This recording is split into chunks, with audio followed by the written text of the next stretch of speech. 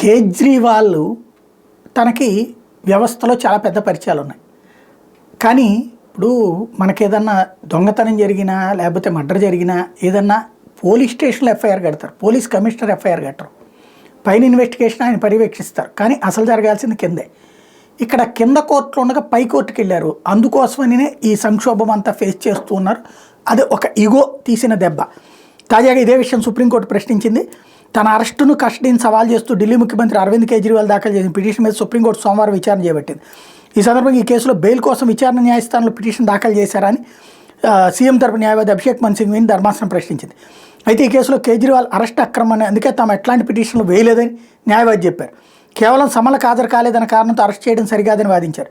దీని మీద వాదనలు విన్న ధర్మాసనం తదుపరి విచారణ మంగళవారానికి వాయిదా వేసింది. ఢిల్లీ మద్యం విధానానికి సంబంధించి మనీ లాండరింగ్ కేసులో జ్యుడిషియల్ కస్టడీలో ఉన్నటువంటి నేపథ్యంలో ఈ పని జరిగింది.